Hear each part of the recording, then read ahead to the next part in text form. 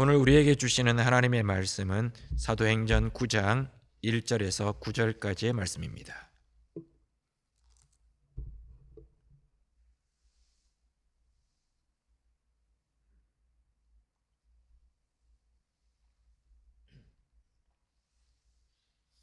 제가 가지고 있는 신약성경 201면 사도행전 9장 1절에서 9절까지 말씀입니다.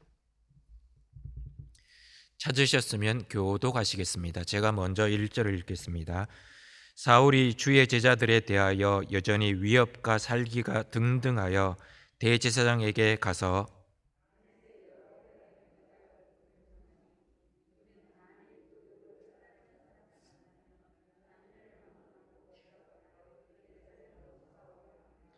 사울이 길을 가다가 다메섹에 가까이 이르더니 호련히 하늘로부터 빛이 그를 둘러 비추는지라.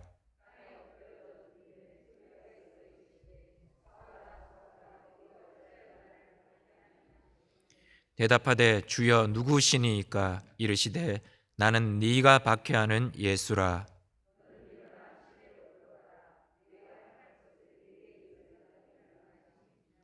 같이 가던 사람들은 소리만 듣고 아무도 보지 못하여 말을 못하고 서 있더라.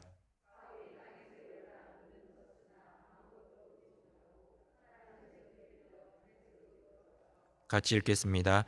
사흘 동안 보지 못하고 먹지도 마시지도 아니하니라. 아멘.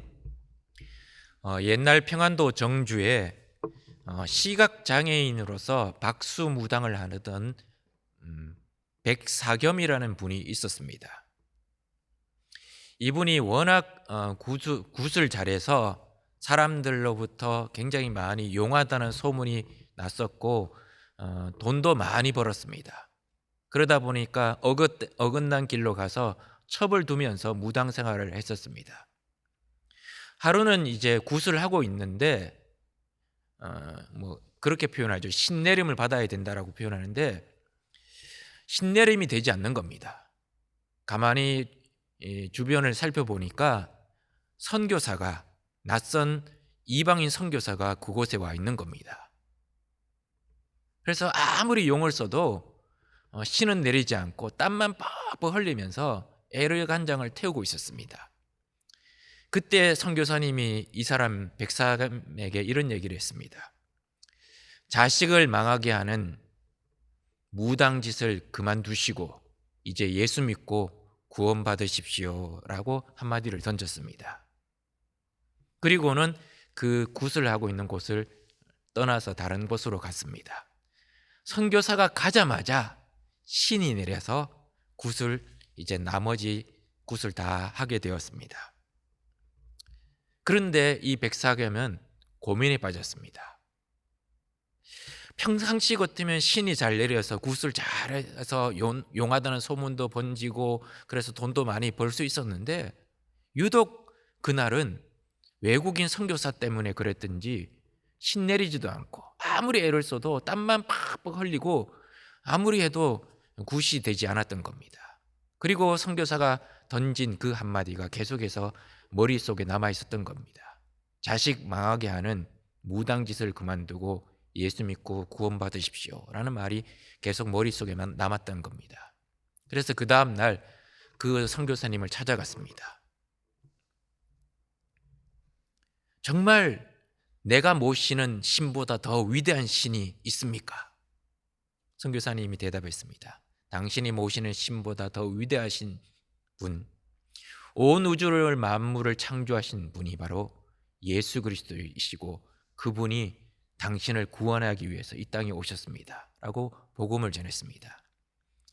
그 복음을 듣고 이 백사감이 회심을 하고 이제 교회를 다니기 시작했습니다. 그런데 그 교회가 당을 새롭게 건축을 하고 있었습니다. 그런데 돈이 모자라서 건축이 중단되고 말았습니다. 그 얘기를 듣고는 이 백사겸이 자신이 평생 돈을 벌어서 땅을 많이 사놨는데 그 땅을 자신이 소유인 땅을 팔아서 교회에다가 건축 헌금을 했습니다. 그래서 교회당 건축을 마무리할 수가 있었습니다. 그런데 완전히 전 재산을 헌금하다 보니까 재산이 없어서 무당은 할 수는 없고, 그래서 어쩔 수 없이 선교사님에게 부탁을 해서 교회의 사찰일, 관리 집사 일을 하게 되었던 것입니다. 그는 시각장애인이었습니다. 평생 무당 일을 했었습니다. 할 수 있는 것이 별로 없었습니다. 예수를 믿고 변화되고 구원받고 난 이후에 할 일이 별로 없었던 겁니다. 그래서 그는 고민한 끝에 내가 받은 이 구원의 복음을 나처럼 헛된 것에 사로잡힌 사람들에게 전해야 되겠다고 결심하고 수많은 사람들에게 복음을 전하기 시작했습니다. 자신이 어떻게 예수를 만나고 변화가 되었는지, 자신이 어떻게 그 이방 우상을 버리고 신상을 버리고 무당을 버리고 그런 것들을 다 버리고 예수 그리스도를 따르게 되었는지를 증거하기 시작을 했습니다. 그래서 한국 기독교 초기 역사에 보면 이 백사겸이라는 인물에 대해서 많은 분들이 이렇게 평가를 내렸습니다. 한국의 사개오다. 초기 한국 교회사에서 전설적인 시각장애인 전도자였다라고 평가를 내렸습니다. 회심이라는 것은 이처럼 한 사람이 변화되는 것을 이야기하는 겁니다. 성령께서 그 사람이 죄인임을 깨닫게 해주시고 예수 그리스도 외에는 구원의 길이 없음을 인정해서 전인격적으로 죄를 버리고 하나님을 향하여 살도록 결단하는 것을 의미합니다. 일시적인 거나 부분적인 변화를 말하는 것이 아닙니다. 하나님의 자녀로 완전히 새롭게 되는 것을 이야기하는 것입니다. 진심으로 죄를 뉘우치고 예수 그리스도와 연합하여 살기로 결심하는 것을 말하는 것입니다. 그래서 회심은 세상에서 천국으로, 마귀의 종로로 타는 데서 하나님의 친백성, 하나님의 자녀가 되는 것으로 변화되는 것을 이야기하는 것입니다. 그래서 완전히 새로워지는 것을 의미하는 것입니다. 그런데 문제는 초대교회뿐만이 아니라 중세교회사를 통해서도 지금도 교회 안에 회심하지 않고 교회를 다니고 있는 사람들이 있다는 겁니다. 교회를 다니기는 하지만 회심을 경험해 보지 못했습니다. 그냥 종교인으로 종교 생활을 할 뿐인 사람들이 있다는 겁니다. 문제는 그런 교회 안에서 회심을 경험해 보지 못한 사람들 대부분이 회심을 하지 않았는데도 불구하고 자신이 구원받았다라고 착각하며 산다는 것입니다. 18세기 뉴 잉글랜드의 부흥에 주도했었던 조나단 에드워즈가 있습니다. 이 조나단 에드워즈는 늘 교회 안에 있는 이 비회심자들에 대해서 회개를 촉구했습니다. 회심을 촉구했습니다. 교회는 다니지만 아직도 회심하지 않은 사람들을 향해서 예수 그리스도 앞에서 철저히 죄를 회개하고 회심해야 합니다. 거듭나야 합니다. 라는 것을 강조했습니다. 그러다 보니까 많은 사람들로부터 비판을 받았습니다. 이 조나단 에드워즈는 교회 안에 있는 회심하지 않은 사람들의 4가지 특징이 있다고 이야기를 합니다.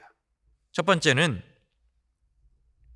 그들은 가치 판단이 자기 중심적이라는 겁니다. 자기 자신이 우주의 중심이라고 생각한다는 겁니다. 자신의 행복이 최고의 가치라고 생각한다는 겁니다. 다른 말로 말하면 자기의에 빠져 있다는 겁니다. 둘째는 신령한 것들에 대한 참된 감각이 없을 뿐만이 아니라 신령한 것들을 좋아하지 않는다는 겁니다. 진리를 기뻐하지도 않고 진리에 관심도 없고 자기 열심에 빠져 있다는 겁니다. 세 번째는 하나님의 마음, 거룩한 정서가 없다는 것입니다. 자연적인 본성만 남아있다는 겁니다. 자연인으로서 살아간다는 겁니다. 하나님의 자녀로서 하나님의 성품을 닮아가거나 하나님의 마음을 생각하는 것들이 별로 없다는 겁니다. 그래서 은혜의 세계에 대해서 알지 못한다는 겁니다. 오로지 율법밖에는 모르는 겁니다. 이걸 지켜야 되고 이걸 준수해야 되고 이걸 지키지 않으면 나쁜 사람이고 이걸 지키지 않으면 하나님으로부터 멀어진 사람이라고만 생각하고 있다는 겁니다. 네 번째로 그들의 의지는 하나님께 굴복하지 않는다는 겁니다. 그들은 또 똑같이 교회 생활을 합니다. 그렇지만 실제적인 모습에 있어서는 실천적 무신론자다라고 이야기를 합니다. 본성적으로 성품적으로 하나님의 질서, 하나님의 은혜, 하나님의 모습 이런 것들을 귀 기울이지 않고 관심을 두지 않는다는 겁니다. 그래서 하나님의 사랑보다는 자기 사랑에 빠져 있다는 겁니다. 자기 의에 빠져서 자기 유익을 위해서 교회를 다니고 있다는 겁니다. 오늘 본문에 등장하는 이 사람도 하나님에 대해서 열심히 있었던 사람이었습니다. 정말 철저하게 율법을 지킨 사람이었습니다. 그 열심이 다른 어떤 사람보다 더 뛰어난 사람이었습니다. 오늘날로 보면 성도가 아닌 종교인으로 살아가고 있는 사람입니다. 사울은 바리새파 사람이었고 율법주의자였습니다. 예수님을 어떻게 생각했느냐 하면 사람들을 잘못된 길로 이끌어서 결국에는 자신도 십자가에서 죽은 그런 실패한 인간으로 생각했던 겁니다. 그래서 그런 실패한 인간 예수를 따르는 사람들조차도 제정신이 아니다라고 생각했습니다. 그리고 그런 사람들은 지금까지 우리가 조상 때부터 믿어왔던 유대교를 거부하고 유대교의 전통을 따르지 않고 우리의 질서를 받아들이지 않는 그런 사람들로 생각했던 것입니다. 그래서 그런 예수 믿는 사람보다 자신이 더 의롭다라고 생각했습니다. 자기 공로를 내세웠습니다. 율법의 의로는 흠이 없는 사람이다라고 생각했습니다. 그러면서 다른 사람을 비난하고 비판하고 정죄하고 잘못된 방식으로 자기 만족을 느꼈습니다. 율법주의적 교만에 이르렀습니다. 그래서 참된 만족과 행복에서 멀어졌습니다. 다른 사람에 대해서 불만을 늘 품고 있었고 다른 사람을 비난하고 정죄하는 것이 더 편해하고 더 즐거웠던 것입니다. 그래서 그런 율법주의적 삶에는 겸손, 사랑, 용서, 긍휼, 감사, 은혜란 단어와는 거리가 먼 삶을 살아갔습니다. 더군다나 이 사울은 예수 믿는 사람들을 박해하고 핍박하고 하는 것이 하나님을 잘 섬기는 길이라고 그렇게 믿고 있었습니다. 사자가 동물을 사냥할 때 토끼 몇 마리만 잡아서는 양에 차지 않습니다. 마찬가지로 예수 그리스도를 만나기 이전 사울의 모습이 그랬습니다. 사도행전 8장 3절에 보면 사울이 교회를 잔멸할 새 각 집에 들어가 남녀를 끌어다가 옥에 넘기니라고 합니다. 스데반이 돌에 맞아서 순교할 그 당시에도 그 스데반이 죽어가는 모습을 지켜보면서도 이 사람은 죽어 마땅한 사람이다라고 생각했습니다. 내친 김에 교회를 본격적으로 박해하기 시작했습니다. 그리고 오늘 1절 말씀에 보면 여전히 위협과 살기가 등등하여라고 성경이 기록하고 있습니다. 주님의 제자들에 대해서 위협과 살기가 등등했다고 합니다. 이 부분은 원어로 보면 여전히 위협과 살기로 호흡한다라고 표현이 되어 있습니다. 예수 믿는 사람들에 대한 적대감이 얼마나 크냐 하면 이 사람들, 예수 믿는 사람들을 대할 때마다 위협과 살기로 그냥 숨 쉬듯이 그렇게 살아가고 있다는 겁니다. 사람들을 미워하고 정죄하고 핍박하는 것에 자기의 모든 에너지를 쏟고 있는 것입니다. 예루살렘에 있던 예수 믿는 사람들을 잡아서 옥에 가두었습니다. 그것으로는 성에 차지 않았습니다. 예루살렘에서부터 다메섹까지 거리가 200km가 넘습니다. 걸어가면 5일에서 6일이 걸리는 거리입니다. 그런 곳을 위협을 마다하고 불편함을 감수하고 찾아가서 다메섹까지 찾아가서 예수 믿는 사람들을 잡아오려고 했던 것입니다. 사도행전 26장 11절에 보면 자신이 이렇게 해고합니다.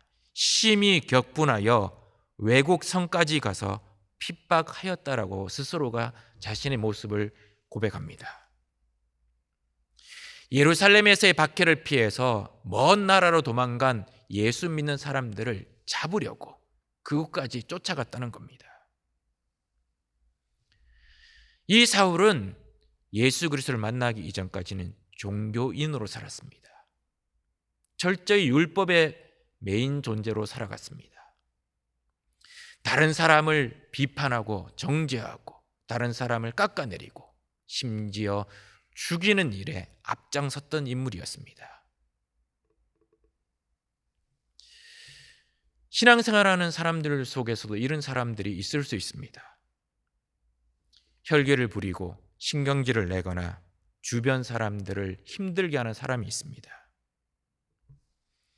다른 사람을 미워하고 시기하고 원망하고 욕하고 비판하는 것을 마치 잘 섬기고 잘 믿는 것이다라고 그렇게 생각하는 사람들이 있습니다. 그런 사람들은 사울처럼 여전히 종교인으로서 신앙생활을 하고 있는 것입니다. 근데 그런 종교인이었던 사울이 오늘 본문에서 예수 그리스도를 만나서 완전히 회심하게 됩니다.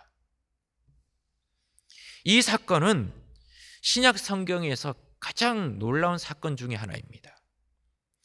최고의 예수 박해자였던 사울이 최고의 예수의 증인으로 변화되는 사건입니다. 사울의 이 회심 사건은 이방인 선교를 위한 하나님의 특별한 목적에 의한 특별한 사건이었습니다. 죄인의 괴수까지도 구원하시려는 하나님의 놀라운 은총을 보여주는 극적인 사건입니다. 어떤 죄인이라도, 가장 악독한 죄인이라도 하나님께 돌아오게 만드시는 성령의 역사를 보여주시는 그런 어떻게 보면 극적인 사건입니다. 진리의 핍박자가 진리의 증거자가 되는 그런 완전히 새로운 존재가 되는 그런 모습을 보여주는 극적인 사건입니다. 이 사울의 회심의 사건은 우리에게 어떤 의미가 있을까요? 이 회심의 사건의 본질은 과연 무엇일까요? 첫 번째는 예수 그리스도와의 만남입니다. 회심의 본질은 예수 그리스도와의 만남입니다. 어느 누구도 예수 그리스도를 만나지 않고서는 회심에 이를 수가 없습니다. 니고데모도 그랬습니다. 예수님을 만나고 난 다음에 그가 회심했고 예수님을 무덤까지, 예수님의 무덤을 찾아와서 예수님을 장사하는 일에 도움을 주었던 인물이었습니다. 그리고 사마리아 여인도 그랬습니다. 삭개오도 예수님을 만나고 나서야 진심으로 회개하고 회심을 하게 되었습니다. 본문의 사울도 예수 그리스도를 만나기 이전에는 예수님을 핍박하고 예수 믿는 사람들을 잡으려고 했던 인물이었습니다. 그러나 예수 그리스도를 만나고 나서 그는 완전히 달라졌습니다. 핍박자가 아니라 오히려 예수의 증인이 되었습니다. 그런데 오늘 본문을 잘 보시면 그렇게 예수를 믿는 사람을 핍박하는 사울에게 예수님이 먼저 찾아오셨습니다. 빛 가운데 나타나셨습니다. 빛 가운데서 이 사울은 엎드려졌습니다. 그리고 한 소리를 들었습니다. 4절 말씀에 보면 사울아 사울아 네가 어찌하여 나를 박해하느냐라는 소리를 듣게 됩니다. 그러자 누구십니까? 라는 사울의 대답이 있었고 예수님이 자신에 대해서 이야기합니다. 나는 네가 핍박하는 예수니라 라고 말씀합니다. 사실 사울이 박해한 것은 예수님이 아니었습니다. 예수님을 믿는 하나님의 백성들이었습니다. 그렇지만 주님은 예수님을 믿는 백성을 박해한 것이 곧 예수님 자신을 박해한 것이라고 받아들이셨던 것입니다. 나는 네가 박해하는 예수라라고 말씀하시는 그 순간 그는 예수 그리스도를 만난 것입니다. 우리는 어떻게 예수님을 만날 수 있을까요? 두 가지 방법이 있습니다. 첫 번째는 오늘 바울처럼 예수님이 우리 가운데 찾아오시는 겁니다. 예수님이 우리의 삶 속에 임재하시는 겁니다. 두 번째는 우리가 예수님께 가는 것입니다. 성경에서 가장 빈번하게 등장하는 단어 중에 하나가 뭐냐면 오라라는 단어입니다. come이라는 단어입니다. 복음서에 보면 오라라는 단어가 굉장히 많이 등장합니다. 구약에도 이사야서에 보면 오라라는 표현이 많이 등장합니다. 요한복음 6장 37절 말씀에 보면 아버지께서 내게 주시는 자는 다 내게로 올 것이요 내게 오는 자는 내가 결코 내쫓지 아니하리라고 말씀하십니다. 예수님 앞에 예수님을 만날 수 있는 길은 사울처럼 극적으로 예수님이 우리의 삶 속에 오셔서 우리를 만나 주시고 만져 주시는 것이 또 있지만 우리가 예수님께 가는 겁니다. 우리를 향해서 계속해서 오라고 말씀하시는 주님의 음성에 귀를 기울이고 예수님 앞에 나가는 것입니다. 그분은 구하면 주시겠다고 하시고 찾으면 찾게 해주겠다고 말씀하시고 문을 두드리면 열리게 해주시겠다고 합니다. 그분은 문 밖에서 우리를 기다리고 계신다고 말씀합니다. 누구든지 문을 열면 내가 너에게로 들어갈 것이다 라고 말씀하고 계시는 겁니다. 영국의 글램팜에 있는 화가이자 작가였던 샬롯 엘리엇이라는 여인이 있었습니다. 이 여인이 20대에 굉장히 성공을 했습니다. 화가로서 작가로서 사람들로부터 칭찬과 인정을 받았습니다. 그렇지만 30대에 접어들면서 갑자기 병을 앓게 되었습니다. 그러면서 바깥 출입을 잘 하지 못하게 되었습니다. 그러다 보니까 점점 우울해지고 절망적으로 바뀌면서 굉장히 신경질적으로 변하게 되었습니다. 그녀의 아버지가 이 딸이 이렇게 변해가는 모습이 너무나 걱정이 되어서 아버지의 친구 목사님 한 분을 집으로 초청을 했습니다. 말란 목사님이 집에 오셔서 그녀와 이야기를 나누었습니다. 그러자 그녀가 이 말란 목사님에게 물었습니다. 목사님, 나 같은 이런 비관주의자도 회의론자도 예수님을 만날 수 있습니까? 어떻게 해야 예수님을 만날 수 있습니까? 라고 물었습니다. 그러자 이 말란 목사님이 단 한마디만 했습니다. 있는 모습 그대로 오십시오. 당신의 있는 모습 그대로 오십시오. 그 말이 그녀의 가슴 속에 화살처럼 꽂혔습니다. 목사님이 집을 나가고 난 이후에 그 말이 계속해서 마음속에 남아 있었습니다. 있는 모습 그대로, 있는 모습 그대로. 영어로 말하면 just as I am. 있는 모습 그대로. 그리고 그날 밤 그녀는 무릎을 꿇고 예수님께 기도했습니다. 나는 깨어진 존재입니다. 나는 부서진 존재입니다. 이런 내 모습이라도 주님이 받으시겠다면 주께로 갑니다. 그렇게 고백하게 되었던 겁니다. 그리고 그녀는 회심을 하게 되었습니다. 그리고 난 이후에 이 샬롯 엘리엇이 시를 썼습니다. 근데 그 시가 지금 우리가 가지고 있는 찬송가의 282장의 가사가 되었습니다. 큰 죄에 빠진 날 위해 주 보혈 흘려주시고 또 나를 오라 하시니 주께로 거저갑니다. 주께로 거저갑니다. 원래 이 찬송의 제목은 있는 모습 그대로입니다. Just as I am. 나 있는 모습 그대로. 빌리그람 목사님은 자신의 전도 집회 때마다 이 찬송을 늘 즐겨 불렀다고 합니다. 그래서 하면서 수많은 사람들에게 여러분의 삶이 깨어졌습니까? 있는 모습 그대로 주께로 나가십시오. 주님이 여러분을 만져주실 것입니다. 그렇게 말씀하셨다는 것입니다. 이것이 회심의 첫 번째 단계입니다. 두 번째는 예수님을 주로 고백하는 것입니다. 회심의 또 하나의 요소는 예수 그리스도를 주로 고백하는 것입니다. 우리는 예수님을 주로 고백한다는 뜻이 두 가지 의미가 있다고 이야기합니다. 구원자와 주인이라는 뜻을 가지고 있다고 합니다. 그런데 초대교회 성도들은 그렇게 두 가지 뜻을 나누어서 구별하지 않았습니다. 그냥 주, 키리에라고 고백했습니다. 우리를 구원하시는 분이 우리의 삶의 주인이라는 뜻으로 받아들였던 겁니다. 고린도전서 12장 3절에 보면 또 성령으로 아니하고는 누구든지 예수를 주시라 할 수 없느니라고 말합니다. 주님이라고 고백한다는 것은 단순히 구원자라고 고백하는 것만이 아니라 내 삶의 주인이라고 고백하는 것을 포함하고 있다는 겁니다. 근데 그것은 성령으로 아니하고는 할 수가 없다는 겁니다. 오늘 본문에 보면 사울이 빛에 둘러싸여 있습니다. 그리고 땅에 엎드려졌습니다. 그때 사울이 이렇게 고백합니다. 주여, 누구시니까?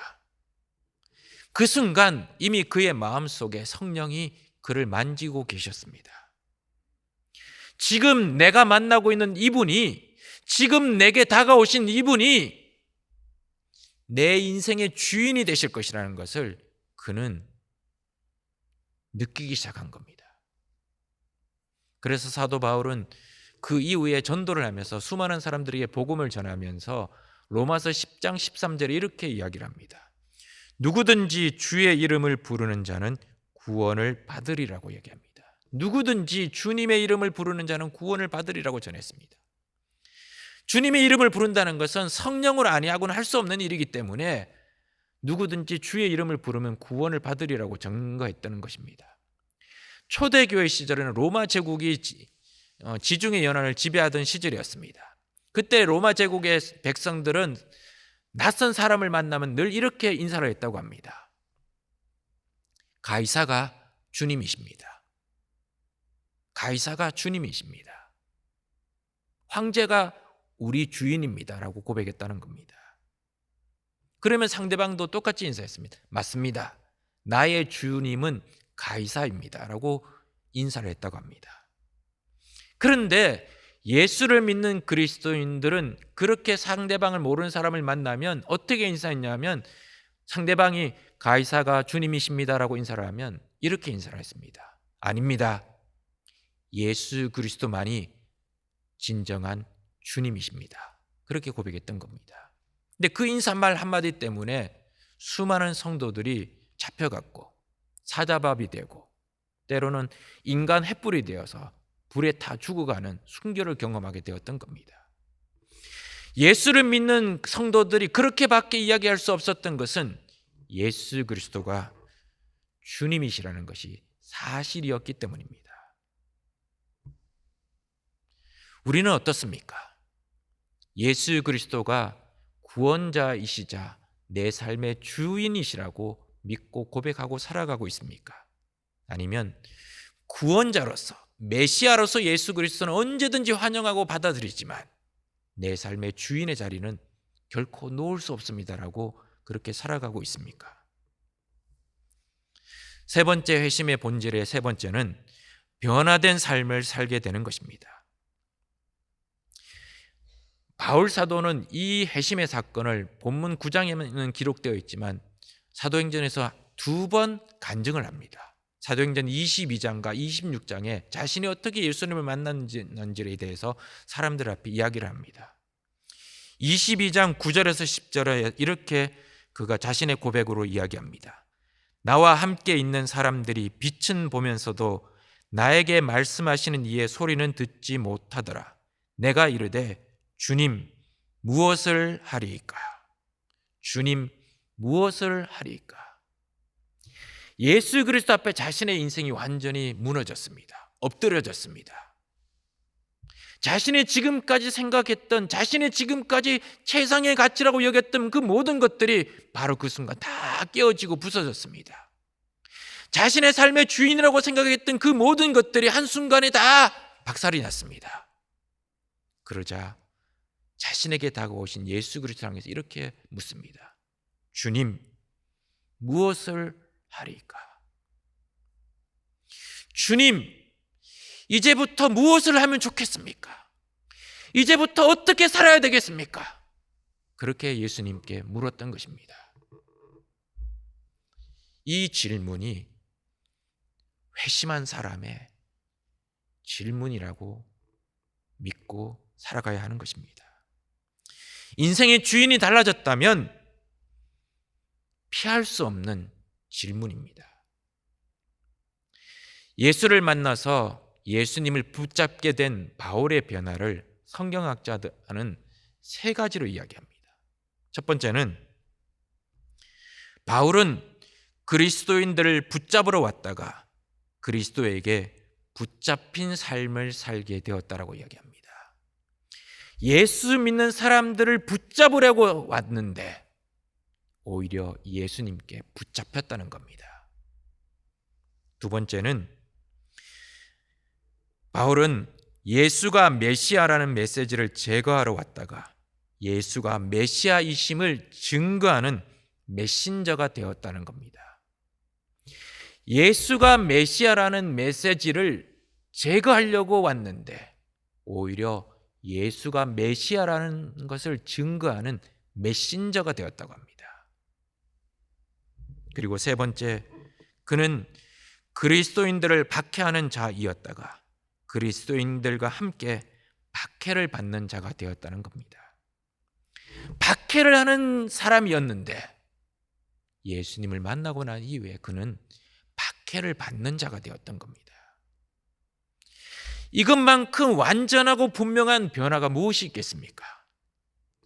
이 한 사람이 회심하고 변화됨으로 인해서 복음이 유대 땅을 넘어서 이제 소아시아를 넘어서 유럽을 향해서 복음이 전파되게 되었던 것입니다. 그래서 바울은 고린도후서 5장 17절에 이렇게 고백합니다. 그런즉 누구든지 그리스도 안에 있으면 새로운 피조물이라. 이전 것은 지나갔으니 보라 새 것이 되었도다. 예수를 만나기 이전에 사울은 철저하게 율법주의자였고 자기 열심으로 살아갔습니다. 남을 정죄하고 비판하고 남을 죽이는 일에 혈안이 됐던 인물이었습니다. 그것이 하나님을 잘 섬기는 것이라고 착각하며 살았습니다. 그런데 다메섹 도상에서 빛 가운데 오신 예수님을 만나고 그 앞에 엎드러졌습니다. 자기 인생이 다 부서졌습니다. 자기 가던 길이 사라졌습니다. 자기 인생의 가치관들이 깨어졌습니다. 그리고 그는 주님, 이제 무엇을 해야 됩니까? 이제 어떻게 살아야 됩니까? 사흘 동안 먹지도 마시지도 보지도 못한 인생이 되었습니다. 지금까지 자기 삶에 자기 인생에 녹아나 있던 그 모든 것들이 다 하나씩 빠져나가기 시작했습니다. 그리고 철저히 자신의 삶의 구원자는 예수 그리스도밖에 없다는 걸 확신하고 자신의 인생의 주인이 내가 아니라 예수님이심을 철저히 깨닫게 되었고 그렇게 확신하며 변화된 인생을 살았습니다. 삶의 주인이 바뀌었는데 어떻게 인생이 변화되지 않을 수 있겠습니까? 예수님을 만나고 예수님을 구세주로 영접하고 회심이 되었다면 어떻게 우리의 인생이 달라지지 않겠습니까? 죽음을 향해서 가던 인생이 예수 그리스도를 만나서 구원의 길을 찾게 되었다면 어떻게 절망과 낙심과 좌절에 빠져서 헤매고 있을 수 있겠습니까?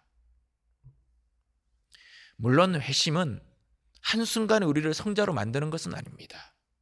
그러나 우리의 전 인생의 방향을 바꾸는 결정적인 사건이 되는 것입니다. 그래서 우리의 인생이 어긋난 길로 가던 것이 이제 바른 길을 찾아서 하나님의 길, 진리의 길, 천국의 길을 향해서 걸어갈 수 있게 만드는 것입니다. 작년 2월 달에 돌아가셨던 이어령 박사님이 여러분 잘 아실 겁니다. 이분은 22살의 나이에 우상의 파괴라는 책을 써서 천재성을 사람들에게 널리 알리기 시작을 했습니다. 평생 130권이 넘는 책을 저술했습니다. 5개 일간지 신문사에서 논설위원을 지원했습니다. 초대 문화부 장관으로서 한국 지성인의 대표라고 할 만큼 많은 사람들에게 영향력을 끼친 지성인이었습니다. 근데 그런 그가 2007년에 세례를 받았습니다. 많은 사람들이 충격을 받았고 또 많은 사람들이 그의 세례에 대해서 의심을 했습니다. 진짜 예수 믿었을까? 진짜 기독교인이 되었을까? 그렇게 의심을 하는 사람들도 있었습니다. 이분이 2010년에 지성에서 영성으로라는 책으로 자신의 신앙을 갖게 된 동기, 자신의 개인적인 간증을 담담히 쓴 글을 책으로 펴낸 적이 있습니다. 그 책에 보면 딸이었던 이민아 목사님이 암 투병을 앓기 시작했고 게다가 실명 위기에 빠진 적이 있었습니다. 그때 정말 자신의 인생이 마치 절벽 끝에 서 있는 것 같은, 낭떠러지 끝에 서 있는 것 같은 그런 인생의 절망감을 느끼고 하나님 앞에 절대자를 향해서 이렇게 기도했다고 합니다. 만약에 내 딸에게서 빛을 거두지 않으신다면 내 남은 인생은 당신을 위해서 봉사하겠습니다라고 서원했다고 합니다. 그렇게 기도한 덕분인지 딸은 실명의 위기에 빠뜨리는 망막박리 증세가 사라지게 되었고 그래서 얼마 지나지 않아서 전격적으로 세례를 받았습니다. 그리고 난 이후에 이분이 수많은 사람들에게 예수를 믿는 기독교의 신앙에 대해서 논리적으로 지성적으로 이야기를 하기 시작을 했습니다. 자신을 돌아온 탕자라고 이야기하면서 제2의 남은 인생을 정말로 복음을 위해서 살아가겠다고 결단했고 그렇게 살아가기 시작을 했습니다. 그리고 깨달은 것은 유한한 인생의 덧없음을 깨달았습니다. 그리고 자신의 신앙을 갖게 된 것은 예수 그리스도의 십자가의 죽으심을 바라보면서 죽음에 대해서 새로운 발견을 했기 때문이다라고 얘기합니다. 지성으로서는 설명할 수 없는 그런 영적인 세계가 있다는 것을 확신하게 되었다라고 이야기를 했습니다. 그러면서 그는 늘 이렇게 이야기했습니다. 라틴어로 메멘토 모리, 죽음을 생각하십시오. 그렇게 이야기하면서 자신이 예수를 만나고 예수를 통해서 자신의 인생이 변화된 것을 사람들에게 이야기를 하기 시작했던 것입니다. 복음의 역사의 꽃은 회심입니다. 교회 사역의 꽃도 마찬가지로 회심입니다. 교회의 영광은 더 크게 되는 것이 아닙니다. 더 강하고 더 높게 되는 것이 아닙니다. 교회의 영광은 많은 사람들이 예수 그리스도의 복음 앞에서 예수님께 나와서 그분을 만나고 회심해서 그의 인생이 변화되는 것에 있는 것입니다. 그래서 세상과 다른 길을 걷기 시작할 때 교회는 이 세상을 향해서 힘있게 복음을 외치고 존재 가치를 드러낼 수 있는 것입니다. 개혁파 정통주의자였던 청교도인 존 오웬은 이렇게 이야기를 했습니다. 교회의 본질은 죄인들이 회심에 이르게 하는 것이고 그 회심의 은혜를 보존하는 것이다. 교회의 본질은 죄인들이 회심에 이르게 하는 것이고 그 회심의 은혜를 보존하는 것이다 라고 이야기합니다. 오늘 사울은 다메섹 도상에서 비답해서 엎드러졌습니다. 말씀의 빛, 성령의 빛 앞에서 그는 엎드러질 수밖에 없었습니다. 그리고 사울아 사울아 부르시는 주님의 음성을 듣게 되었습니다. 그리고 자신이 지금까지 붙잡았던 그 모든 것들이 허상이었다는 것을, 헛된 것이었다는 것을 깨닫고 예수님 앞으로, 예수님께 나아갔던 것입니다. 그리고 그 예수 그리스도를 자신의 인생의 구세주로 받아들였습니다. 구원자이자 삶의 주인으로 받아들였습니다. 그래서 지금까지 자신이 정말 소중하게 생각했던 것들을 다 배설물처럼 여겼습니다. 아무것도 아니라는 것을 깨닫게 되었습니다. 그리고 오로지 예수 그리스도를 붙잡기 위해서 예수 그리스도께서 주신 은혜를 증거하는 것에 자신의 인생을 걸었습니다. 그래서 그는 새로운 존재가 되었던 것입니다. 우리 모두는 사울처럼 예수 그리스도를 믿고 따라간다고 말하고 있지만 여전히 종교 생활을 하고 있는 것은 아닌지, 나의 만족을 위해서 교회를 다니고 있는 것은 아닌지, 나의 마음의 평안을 위해서 신앙생활을 하고 있는 것은 아닌지 돌아보아야 하는 것입니다. 만약 그렇다면 주님 앞에 다시 엎드려야 합니다. 주님 앞에 엎드려져서 우리가 붙잡았던 것들이 얼마나 헛된 것임을 깨닫고 다 깨어지고 부서지고 산산조각이 나서 예수 그리스도의 은혜만을 붙잡는, 그래서 온전한 회심에 이르러서 예수 그리스도의 생명으로 살아가는 우리 모두가 되어야 될 것입니다. 기도하시겠습니다. 하늘에 계신 우리 아버지여, 이름이 거룩히 여김을 받으시오며 나라의 임하옵시며 뜻이 하늘에서 이루어진 것 같이 땅에서도 이루어지이다. 오늘날 우리에게 일용할 양식을 주옵시고 우리가 우리에게 죄 지은 자를 사하여 준 것 같이 우리 죄를 사하여 주옵시고 우리를 시험에 들게 하지 마옵시고 다만 악에서 구하옵소서. 대개 나라와 근세와 영광이 아버지께 영원히 있사옵나이다. 아멘.